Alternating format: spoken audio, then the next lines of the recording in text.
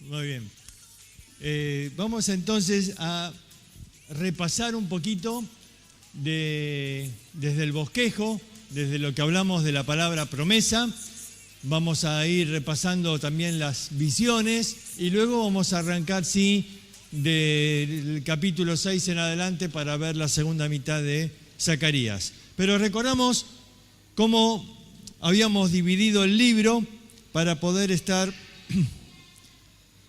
repasando esto. Entonces, con la P, a ver, ¿quién se acuerda? ¿Con la P? Muy bien, con la P, la propuesta de Dios. Capítulo 1, 1 al 6, la propuesta es: volveos a mí y yo me volveré a vosotros. Con la R, las respuestas de Dios. Del capítulo 1, 7 al 6, 8 respuestas. La pregunta era: ¿hasta cuándo no tendrás piedad de nosotros? Y el Señor le va a responder. Con la O, las órdenes. Capítulo 7 y 8, la parte donde hay una pregunta sobre el ayuno. Y dice: Dios te pide esto y esto y esto. Ya vamos a ver hoy esa parte. Después, con la M, el Mesías. Capítulo 9 y 10, la presentación del Mesías que viene a liberar a su pueblo. Pero el capítulo 11, el enojo, porque rechazan al Mesías. Y vas a ver que ahí está la escena donde dice Dios: quebré el cayado. El cayado es el instrumento del pastor. Y dice: quebré el cayado, listo, no los voy a pastorear más. Es el enojo de Dios que quiebra ese cayado, y el pueblo que da las 30 piezas de plata, ¿no? Vamos a ver esa profecía hoy. Luego la salvación, capítulos 12 y 13, la salvación. Vamos a ver ahí la muerte del Mesías, y vamos también a ver la salvación en el reino, en el milenio, cuando el Señor salve a su pueblo. Y termina el capítulo 14, adoración a Dios. Es la adoración en el milenio y la adoración como la clave para ser salvo en el milenio. Hay que ir y adorar al Rey en Jerusalén. Muy bien, vamos a repasar las 8 visiones. La primera visión ocurre ahí en Babilonia. Hay un caballo entre los mirtos y el mensaje ahí es: Dios todavía va a escoger a Jerusalén. Ese todavía marca a pesar de todo, a pesar del pecado, a pesar de todo lo que han hecho. Eso no cambia la elección de Dios. Luego viene la visión de los carpinteros, o más bien escultores. Los escultores, y habla ahí de que hay 4 cuernos. Claro, el altar, ¿se acuerdan? Tenía 4 cuernos. Representan 4 poderes. Los 4 poderes que iban a llevar cautivo a Israel. Pero Dios dice: yo levanto a 4 escultores que derriban esos cuernos. Y entonces Dios utiliza a un imperio para sacar al otro. Y el cuarto entonces sería Cristo, que es el que va a destruir a Roma. Luego viene la visión de un agrimensor, alguien que toma medidas y dice: sin muros será habitada Jerusalén. Y dice: ¿por qué? Porque yo voy a estar en medio de ustedes. La promesa de Dios de que va a morar con su pueblo. Y luego viene la última visión de esta primera parte, en el capítulo 3, y en esa nos vamos a detener un poquito. Así que abran sus Biblias ahí, capítulo 3 de Zacarías.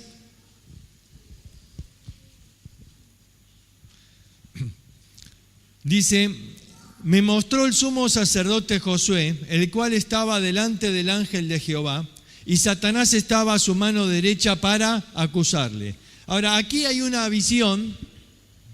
Acordate que el templo todavía no está construido, y acá está viendo al lugar santísimo, al sumo sacerdote adentro del lugar santísimo. Este Josué no es el del libro de Josué, este es un sumo sacerdote. ¿Se acuerdan que una vez al año entraban al lugar santísimo en el día de expiación? Esta es la visión que tiene acá, lo que estaría pasando en ese día de expiación. Ahí está el sumo sacerdote, y la escena que ve en la visión es la de un juicio. Y entonces en este juicio ahí está, el ángel de Jehová y Satanás. Ahí tenemos dos personajes en este juicio. Está Josué, que es el juzgado, representando al pueblo. Está el ángel de Jehová, que sería ¿quién en un juicio? El abogado defensor. Cristo es nuestro abogado. Y Satanás, el acusador, o sea, el fiscal. Ahí tenemos entonces al acusador, al abogado defensor, al acusado. ¿Quién más falta en un juicio?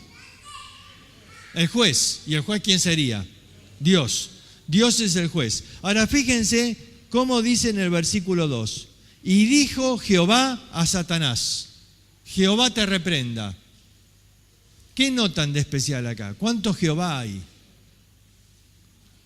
Acá hay dos Jehová, porque hay uno, el Jehová que habla, si no diría yo te reprendo.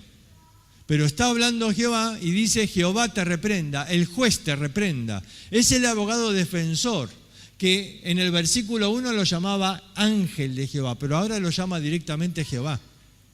Y dice Jehová te reprenda. Es Cristo mismo, es el abogado defensor, por eso se lo llama Jehová. Y dice Jehová te reprenda, oh Satanás, Jehová que ha escogido Jerusalén te reprenda. ¿No es este un tizón arrebatado del incendio? Fíjate la defensa. ¿No es este un tizón? Un tizón es una brasa encendida. En un incendio, ¿cuántos tizones hay? Todo es brasa, todo está ahí. Pero ¿qué diferencia hay de este tizón de los demás tizones? Que este fue ¿qué? Sacado del incendio. El incendio es la condenación. Todos estamos ahí bajo la condenación por causa de nuestro pecado. Pero la diferencia es que nosotros hemos sido quitados de la condenación. ¿Ves? La defensa de Cristo ante los ataques de Satanás, ¿no? Él es el acusador de los hermanos. ¿Te acuerdan? 1 Juan capítulo 2, versículo 1. Si pecamos, abogado tenemos para con el Padre, a Jesucristo el justo. Él nos defiende y Él dice, este es un pecador, como todos, pero Él es un pecador perdonado. Él es un pecador que fue quitado del incendio. Pero no termina ahí. Después dice en el versículo 4, y habló el ángel y mandó a los que estaban delante de él diciendo, quitadle esas vestiduras viles. Y a él le dijo, mira que he quitado de ti, ¿qué? Tu pecado. Las vestiduras viles representan el pecado. Y dice, quitadle esas vestiduras viles. Hay que quitar el pecado. Eso es la obra de Cristo. Él quitó nuestro pecado. Pero no termina ahí. Porque si termina ahí, Josué queda desnudo. No podemos, quitar nuestro pecado es necesario para entrar al cielo, pero no alcanza, no es suficiente. Todavía no somos justos. Y entonces dice después, y te he hecho vestir de ropas de gala. Somos revestidos de Cristo. Él quitó nuestro pecado, pero Él nos dio su justicia. Él nos dio su vestido. Él llevó mi vestido vil y yo llevo su vestido de justicia. Entonces estamos revestidos de Cristo. Nos ha hecho vestir de ropas de gala. Después dijo, pongan mitra limpia sobre su cabeza. Y pusieron una mitra limpia y le vistieron las ropas. Y el ángel de Jehová estaba en pie. Y el ángel de Jehová amonestó a Josué diciendo, así dice Jehová de los ejércitos, si anduvieres por mis caminos, ahora que yo te he limpiado y que te he dado mi justicia y que te puse la mitra para que puedas servirme, ahora yo quiero que andes en mis caminos. Pero dice el versículo 8, escucha pues ahora Josué, sumo sacerdote, tú y tus amigos que se sientan delante de ti. La palabra amigos más bien sería colegas, es decir, los otros sacerdotes. Se hacía una ronda de sacerdotes y se elegía quién iba a ser el sumo sacerdote, usando dos piedras que se llamaban Urim y Tumim para elegir quién iba a entrar ese año al lugar santísimo. Dice, tú y tus amigos que se sientan delante de ti, es decir, todos los sacerdotes, ¿ustedes qué son? Dice, son varones simbólicos. He aquí yo traigo a mi siervo el renuevo. Dice, ustedes son un símbolo. A ver, ustedes como sumos sacerdotes son un símbolo. Yo un día traigo a mi siervo el renuevo, el verdadero, el que sí va a quitar el pecado. Claro, los sacrificios del Antiguo Testamento son un símbolo. El día de expiación es un símbolo. El día de expiación no podía quitar el pecado de nadie. La sangre de un animal derramada no puede quitar tu pecado. Y si ustedes son un símbolo, pero un día yo traigo a mi siervo el renuevo. ¿Y qué va a pasar ese día? He aquí aquella piedra que puse delante de Josué. ¿Quién estaba delante de Josué? Versículo 1. El ángel de Jehová, Cristo. Así que Él es esa roca, Él es esa piedra. Aquella piedra que puse delante de Josué, sobre esta única piedra, fíjate, la única roca, no hay otra. Cristo es la roca de nuestra salvación. Sobre esa única piedra hay 7 ojos, Él lo ve todo. Y he aquí yo grabaré su escultura, dice Jehová de los ejércitos, y quitaré el pecado de la tierra en un día. Fíjate, quitaré el pecado de la tierra en un día. Yo grabaré su escultura. Dios dice acá, yo voy a tomar el martillo y el cincel, yo voy a grabar una escultura en esa piedra. Fue la escultura de amor más grande de todos los tiempos.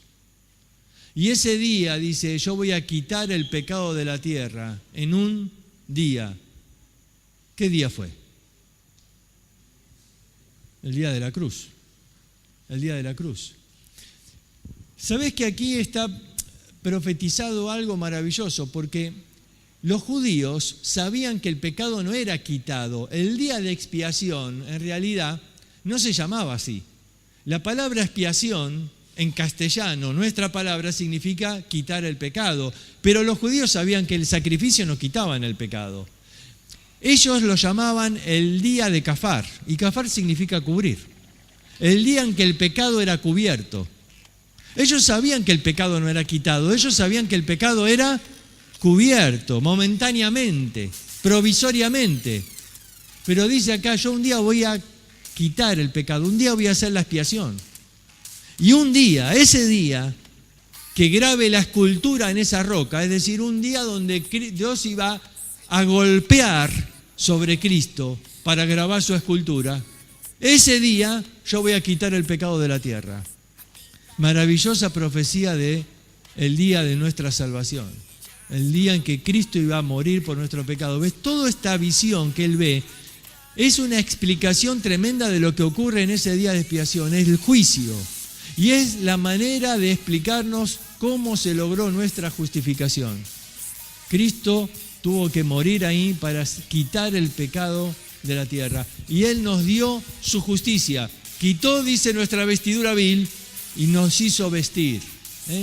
Nos hizo vestir con la justicia de Cristo.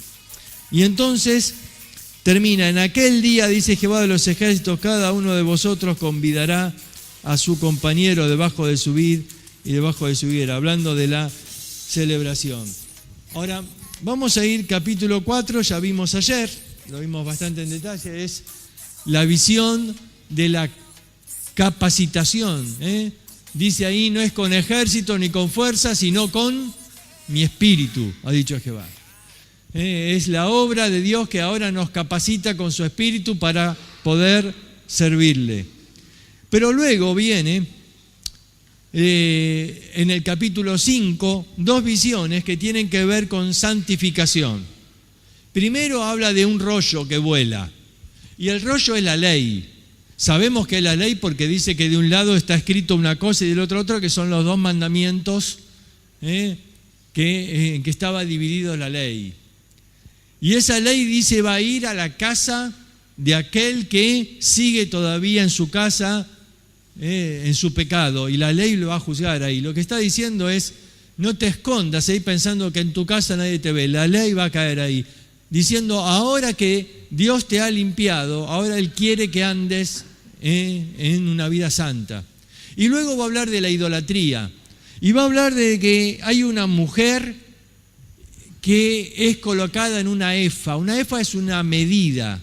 Se usaba un canasto, un jarrón, donde se medía el equivalente a 32 kilos aproximadamente, por ejemplo, de trigo, cebada.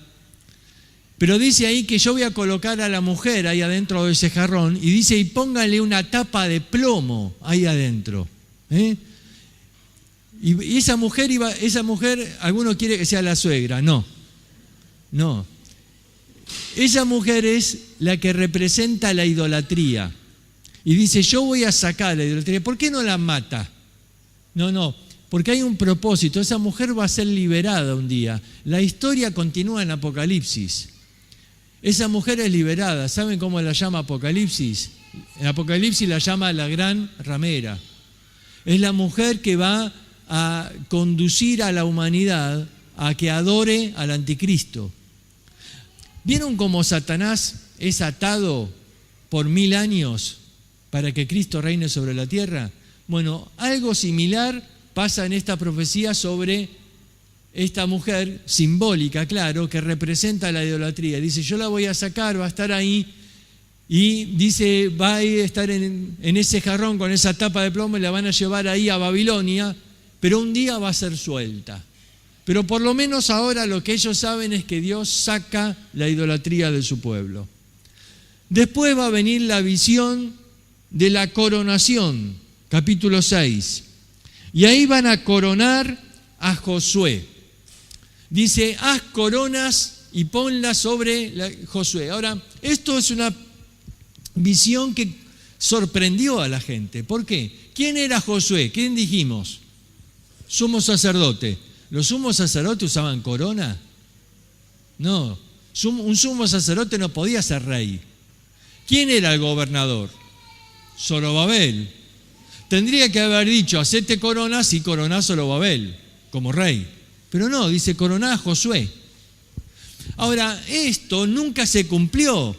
Esto fue una visión, pero los judíos entendieron una cosa que había dicho antes, que había dicho en el capítulo 3, ¿se acuerdan? Versículo 9, cuando dice, Josué, tú y tus varones, que son varones ¿qué? Simbólicos. Yo traigo a mi siervo el renuevo. Los judíos entendieron esa visión. Cuando dice acá, hacé coronas y coroná a Josué, ellos sabían que no era Josué, que él era un símbolo, que había que esperar al renuevo. El renuevo es el Mesías. Esta es la coronación del Mesías, pero esto es muy importante porque va a marcar que el Mesías iba a venir primero como sacerdote y que después iba a ser coronado rey. Primero él tenía que venir y hacer el sacrificio y limpiarnos de nuestro pecado. Primero tenía que cumplir con todo eso y después tenía que ser coronado rey. Así que esto es muy importante en la profecía. Y acá habla de que el Señor reúne a sus ángeles y ahí los vemos con los 4 caballos. No son los 4 caballos de Apocalipsis, no tienen nada que ver estos. Los 4 caballos de Apocalipsis son juicios que vienen sobre la tierra. Estos caballos no traen juicio. Estos 4 caballos hablan de ángeles que salen a recorrer la tierra con un mensaje. Y el mensaje es que se reúnan para la coronación del rey. El mensaje es reunir a la gente para coronar al sumo sacerdote que va a ser coronado rey. Es interesante un detalle de estos ángeles. Fíjense cómo dice, versículo 5, y el ángel me respondió y me dice, estos son los 4 vientos de los cielos que salen después de presentarse delante del Señor de toda la tierra. Dice que ellos no salen si no se presentan primero delante del Señor. Y ellos salen para llevar el mensaje de Dios. Y estos son entonces los ángeles. Y ahí coronan a Josué. Esa es la visión que él tiene, la coronación de Cristo como rey. Eso será en la instalación del reino milenial. Muy bien, y ahí llegamos al capítulo 7. Ahí terminan las visiones. Estas visiones fueron 8 respuestas a la pregunta, ¿hasta cuándo vas a estar airado? Dios le está diciendo, no, ya no estoy airado. Si yo elegí Jerusalén, si yo los libré de los enemigos, si yo les prometo que voy a morar en medio de ustedes, si yo les he quitado el pecado y he mandado a mi Santo Espíritu y voy a limpiarlo de toda la idolatría, y ustedes un día van a coronar al rey, ¿ves? les está diciendo, yo no estoy enojado más con ustedes, este es mi plan para el pueblo de Israel.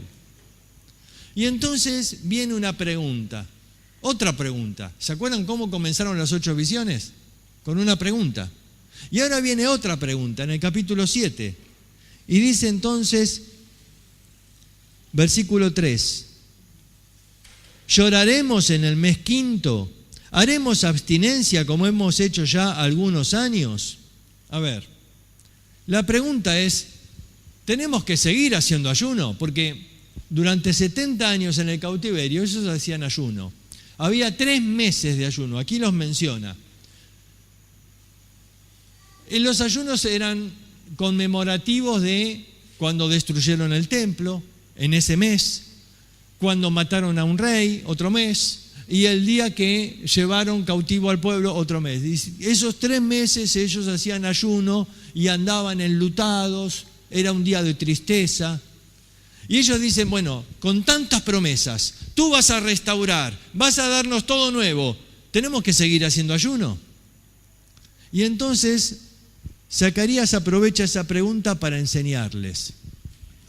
Y él va a decir así, dice, habla todo el pueblo diciendo, cuando ayunasteis y llorasteis en el 5º y en el 7º mes estos 70 años, ¿habéis ayunado para mí? Y cuando coméis y vivéis, ¿no coméis y bebéis para vosotros mismos? Ahí tenemos el bosquejo de este capítulo. Fíjense la respuesta de Zacarías, ¿no? Cuando ayunasteis este tiempo, ¿habéis ayunado para mí? ¿No lo hiciste por vos mismo? Y cuando comés, no comés para vos mismo. ¿Realmente hacemos las cosas para Dios? Cuando lo hiciste para Dios realmente. Porque podemos estar haciendo cosas simplemente por tradición, simplemente por costumbre. Y Dios dice, ¿realmente ayunaste para mí? Y entonces, fíjense esta respuesta acá en el versículo 7. ¿No son estas las palabras que proclamó Jehová por medio de los profetas primeros, cuando Jerusalén estaba habitada, todavía tranquila? A ver, ¿a qué hace referencia Zacarías acá? Los profetas primeros. Él hace referencia a Isaías. Hace referencia en especial a Isaías capítulo 58. Fíjense conmigo un momento ahí, Isaías 58. No pierdan su lugar acá, vamos a volver enseguida. Pero vamos a comparar lo que Isaías había enseñado del ayuno con lo que ahora Zacarías va a decir del ayuno. Dice, ¿no es esto lo que les enseñó Isaías cuando les habló del ayuno? Fíjate, versículo 5. ¿Es tal el ayuno que yo escogí, que de día aflija el hombre su alma, que incline su cabeza como junco y que haga cama de cilicio y ceniza? ¿Llamaréis a esto ayuno y día agradable a Jehová? A ver, ¿te parece que ese es un día agradable a Jehová? Que estés ayunando y dice, y que andes todo el día como de luto, porque eso es lo que significa cama de cilicio y ceniza, que andes todo el día como de luto, que vayas tu cabeza como junco. ¿Vieron cómo es el junco? La puntita, Así que estés todo el día así, triste. Dice, ¿vas a llamar a eso día agradable a Jehová? Ese no es el ayuno que yo escogí. ¿Y entonces qué es el ayuno que Dios quiere? Dice, ¿no es más bien el ayuno que yo escogí desatar ligaduras de impiedad, soltar las cargas de opresión y dejar ir libres a los quebrantados y que rompáis todo yugo? ¿No es que partas tu pan con el hambriento y a los pobres albergues en casa? ¿Que cuando veas al desnudo lo cubras y no te escondas de tu hermano? Entonces nacerá tu luz como el alba y tu salvación se dejará ver pronto. Entonces, fíjate, ahora vas a recibir las promesas de Dios. Entonces invocarás y te oirá Jehová.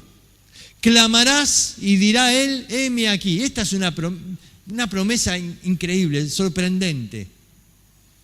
¿Por qué? ¿Quién dice la expresión heme aquí? ¿Quién decía en aquel tiempo esa expresión, heme aquí?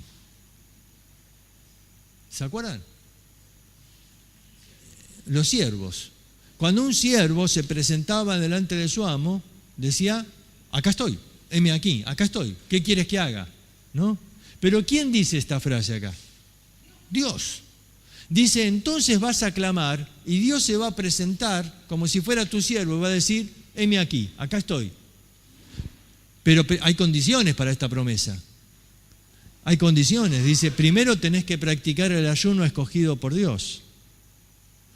Nosotros, a veces el tema del ayuno es complicado porque venimos con una mentalidad religiosa en la que el hombre cree que puede negociar con Dios. En la que dice, mira Dios, si vos me das esto, yo te prometo esto otro. Es una negociación. Y si me contestás esto y si Racing sale campeón, me voy caminando a Luján. ¿No? Si Argentina sale campeón, ¿vieron que algunos dicen no salimos más campeones porque no cumplieron la promesa de la Virgencita? Entonces dice, Señor, si vos me contestás, yo hoy no como y entonces vos me vas... ¿A Dios le interesa tanto que yo no coma? A ver, ¿dónde está el poder del ayuno? ¿Dónde está? Bueno, no, dice acá, ha distorsionado el concepto. ¿Qué es el ayuno? Dice que yo escogí. Que en ese día te abstengas, dice, de hacer tu voluntad para hacer la voluntad de Dios. Fíjate cómo lo dice al final del capítulo 58, versículo 13.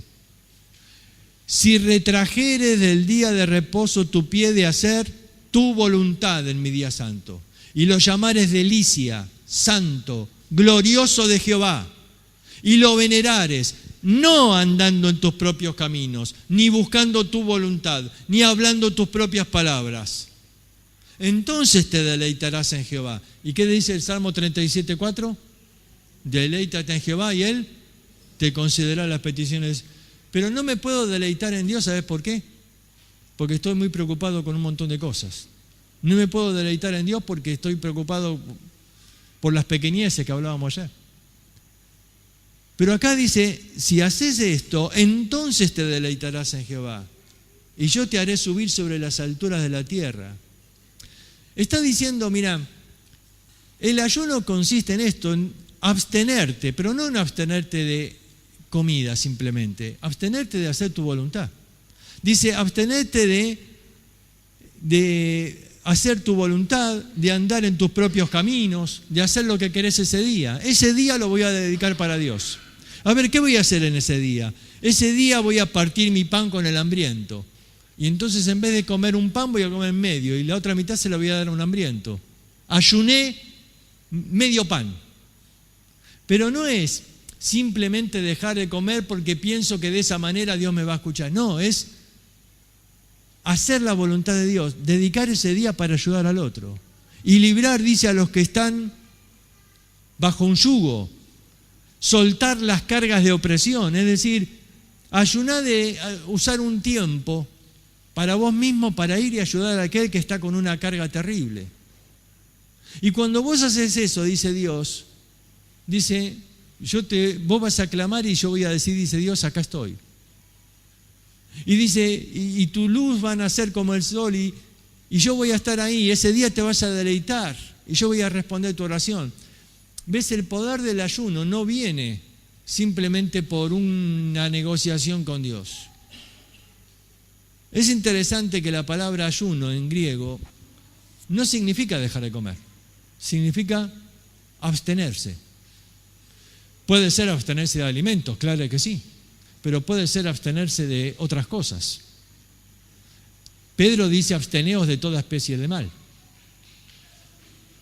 El ayuno puede ser abstenerse de hacer mi voluntad, el abstenerse de hacer lo que quiero, el tener una vida en santidad para decir, voy a dedicar este día para servir a Dios. Yo sé que tengo un montón de cosas, porque generalmente cuando uno hace ayuno es porque está con una carga muy grande, con una preocupación muy grande. Y uno dice, hoy no tengo ni ganas de comer, quiero hacer ayuno para Dios, pero voy a ir este día y voy a dedicarme a hacer su voluntad. Me voy a ocupar de ir a ayudar al hambriento y de ir a librar al que tiene una carga de opresión. Y Dios, mirando esa actitud, dice, y yo ese día voy a bendecir tu vida. Ese es el ayuno escogido por Dios. Y entonces Zacarías dice, ¿para qué me preguntan a mí si tienen que seguir con el ayuno? Si Isaías les habló y ustedes no escucharon. Si él les enseñó lo que era el verdadero ayuno y ustedes no hicieron caso. Y entonces fíjate qué dice, capítulo 7, volviendo a Zacarías. Dice, así habló Jehová, diciendo, juzgad conforme a verdad, haced misericordia y piedad. No primáis a la viuda, al huérfano, al extranjero, ni al pobre, ni ninguno piense mal en su corazón contra su hermano.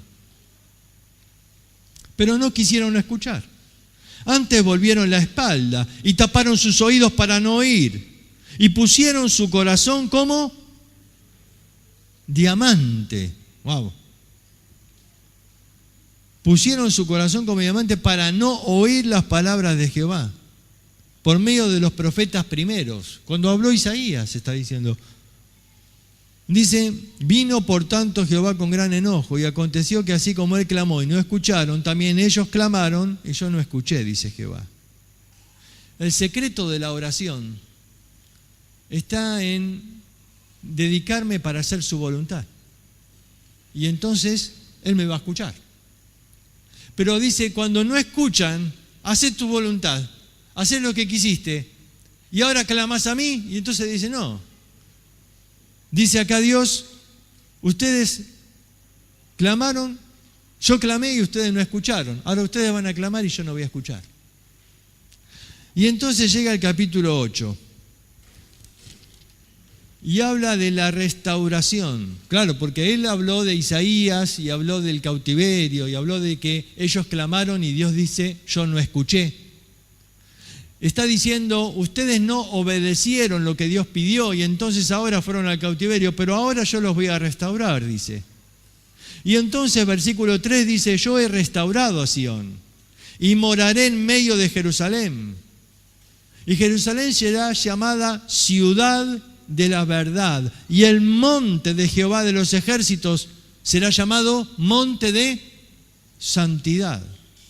Así ha dicho Jehová de los ejércitos, aún han de morar ancianos y ancianos en las calles de Jerusalén, cada cual con bordón en su mano por la multitud de los días.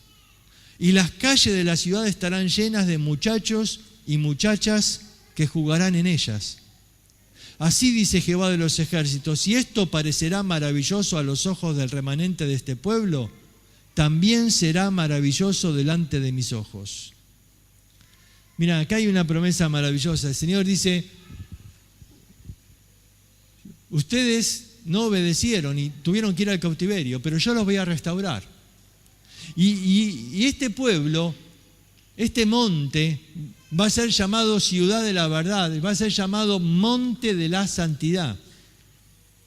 Y quizás Zacarías está diciendo, ¿y cómo va a ser ese monte de la santidad? Y dice, ese monte de la santidad, yo voy a ver ahí ancianos libres, morando en la calle, es decir, sin peligro, seguros.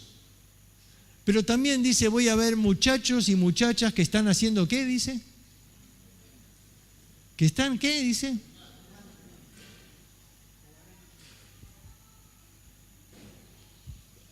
¿Hubieras elegido esto para describir el monte de la santidad? Yo no. Yo hubiera elegido, no sé, otra figura. Hubiera dicho, muchachos y muchachas están orando. ¿No? Están orando. Cantando alabanzas. No sé. Pero jugando. Viste que la palabra jugar no aparece mucho en la Biblia, ¿no? Y es más, las pocas veces que aparece jugar está en relación al pecado. Como el pueblo de Israel cuando fue tras el becerro dice que se levantó temprano, comió y después salió a jugar, hablando mal. Pero acá dice, muchachos y muchachas están jugando en la calle y sin embargo se llama este lugar, ¿cómo? El monte de la santidad. Y dice Dios, ¿esto te parece maravilloso? Y el pueblo en este momento, estoy seguro, hubiera dicho, sí, por supuesto. ¿Por qué? Porque no es común esto. A ver, no es común que muchachos y muchachas estén jugando en la calle, menos en aquella época. Y aún hoy en día, ¿no? Nosotros vamos a predicar los 21 de septiembre con los alumnos ahí a Palermo, donde está el Día del Estudiante, ¿no? Y vemos muchachos y muchachas jugando en la calle, pero de santidad no vemos nada. No es el monte de la santidad eso. En aquel tiempo no era normal que uno ve esta escena de muchachos y muchachas jugando en la calle. ¿Por qué el profeta representa el monte de la santidad con esta palabra, jugando? Porque él quiere describir que la santidad no es algo aburrido, que la santidad no es estar adentro de un templo, todos en silencio, todo. No, eso no es la santidad. A veces Satanás nos quiere meter en la cabeza el concepto de que la santidad es aburrida, que te cansás de ser santo, y que para divertirte un poco tenés que ir a pecar un rato y después volver. Y pedir perdón y ya está. Pero para divertirte hay que ir al mundo. No, pará. El concepto que Dios tiene de santidad es de placer, es de satisfacción. Pero fíjate que dice Dios, no solo va a ser maravilloso delante de tus ojos, también para quién va a ser maravilloso, dice Dios. Para mí va a ser maravilloso. Para mí, dice Dios. Dios se va a deleitar viendo a sus hijos jugando sin que haya pecado en el medio. Dice, esto va a ser maravilloso para mí. Como padre que ve jugar a sus hijos y los ve divertirse y los ve reír, y el padre disfruta. Y dice Dios, para mí va a ser maravilloso. ¿Saben por qué? Porque desde que el pecado entró en el mundo, la verdad es que Dios mira al mundo y no puede ver esto. Dice, para mí va a ser maravilloso, dice Dios. Cuando vea en el monte de la santidad que hay muchachos y muchachas disfrutando, jugando, y no hay pecado que ensucia esto. Es el monte de la santidad. Mira, el concepto de santidad es que hay la posibilidad de disfrutar, de reír. Es jugar.